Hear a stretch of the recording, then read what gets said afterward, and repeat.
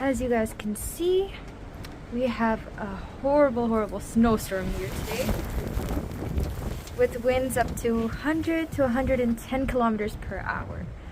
Because, like, not only is it snowing, because there's so much wind, the snow is literally blowing everywhere as well.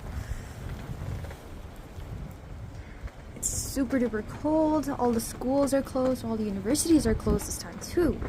And most transportation services are also being slowed down. As you can see, the visibility is almost near zero and wind is about 100 to 110 kilometers per hour. It's super cold and chilly as well. Hashtag living in Canada.